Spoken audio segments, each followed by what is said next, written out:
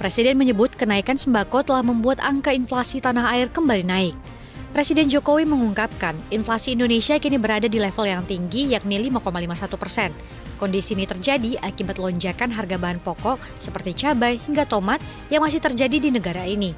Jokowi bahkan meminta para kepala daerah untuk rajin turun langsung ke pasar dan memeriksa harga bahan pokok agar dapat mengantisipasi kenaikan inflasi. Ketika seorang sahabat saya yang calon dosen di Stanford University mengatakan apa pelajaran yang akan dibawakannya nanti di kampus sejak bulan September 2022, dia pun menambahkan komentarnya. Saya sekarang mengadopsi MMT 100% bro kayak lu, dan saya akan menjadi manusia anarkis. Saya tidak paham maksudnya apa. Yang kemudian dia menjelaskan, di dunia ini ada hal yang menarik. Jika di tangan kanan, dia menerangkan sambil mengangkat tangan kanannya adalah produksi, dan di tangan kiri, dia pun mengangkat tangan kirinya adalah uang beredar. Maka ketika ada inflasi, maka rumusnya tangan kirinya diturunkan alias tarik uang dari peredaran. Kalau uang beredar turun, tidak selalu membuat produksi turun selama daya beli tidak turun. Dengan rumus ini, maka inflasi terkendali. Inflasi akan menurun ke titik normal. Dia mendemonstrasikan sambil tangan kanannya tidak turun. Ini rumus umum di pelajaran ekonomi. Sekarang uang beredar ditarik dengan suku bunga deposito yang tinggi, sehingga orang atau investor lebih senang pegang deposito daripada bisnis. Efek uang yang ditarik dari dunia usaha membuat produksi turun. Kemudian dia menurunkan tangan kanannya sejajar dengan uang beredar. Apakah ini aman? Belum. Apa yang terjadi kalau daya beli masih tinggi? Maka harga kembali naik karena masalah demand dan supply. Ada demand dan supply yang sedikit.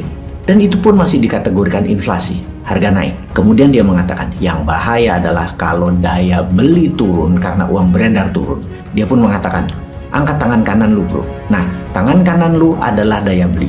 Sekarang angkat tangan kiri lu. Di atas sedikit tangan kanan lu. Dan tangan kiri lu adalah suku bunga.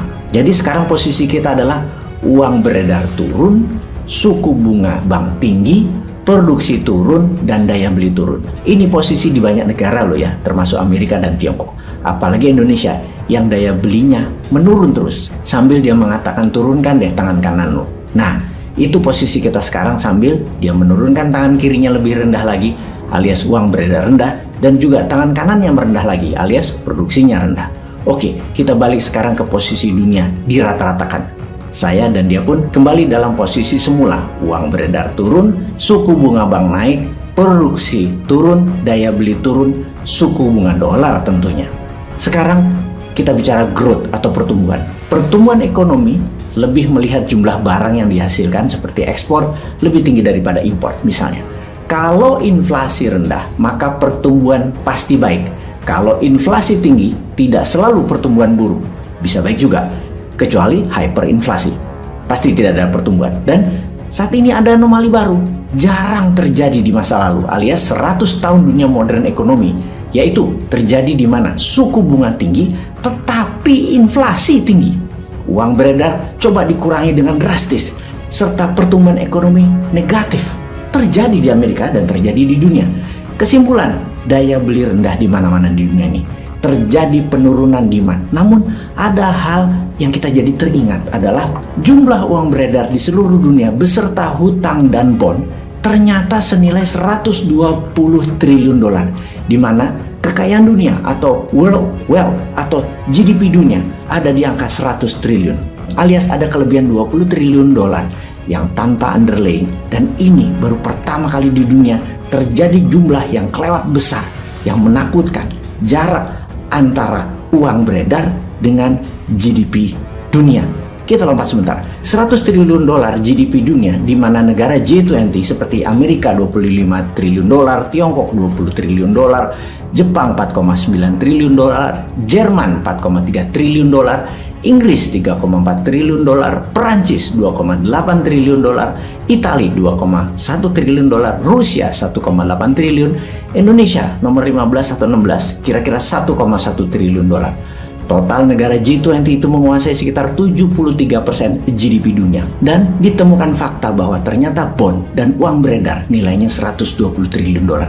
Ini bahaya, asli bahaya. 20% uang beredar dicetak, tidak ada underlying projectnya. Maka terjadi anomali baru, suku bunga dinaikkan berkali-kali, ternyata inflasi tetap tinggi. Bahkan kalau suku bunga dinaikkan double digit di atas 10%, agar 20 triliun itu bisa ditarik dari peredaran, tetap akan membuat inflasi, akan tetap membuat daya beli turun, juga produksi turun, pasti tetap membuat depresi alias ekonomi negatif pertumbuhannya, karena tidak mungkin duit itu ditarik. Semua pakar ekonomi dunia saat ini sesungguhnya panik. Pemimpin di banyak negara sedang panik. Karena itulah banyak yang mengatakan di tahun 2023-2024 ke depan dunia ekonomi masih terlihat gelap. Bagaimana menyelamatkan ekonomi dunia ke depan? Ini yang dikatakan mitra dan sahabat saya itu. Kita harus anarkis, tebas sistem lama yang doesn't work, ubah yang baru. Yang mana yang baru itu? Disertasi bahan ngajarnya nanti itu kah? Disertasi yang mau dibawakannya di kampus Stanford pasti akan ditentang banyak profesor dan guru besar ekonomi dunia.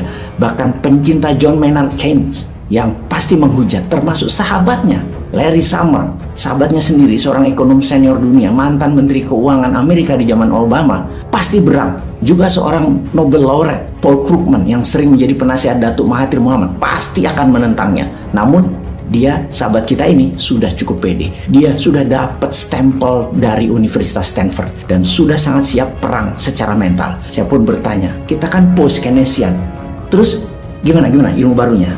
Dia pun memulai. Jadi gini bro,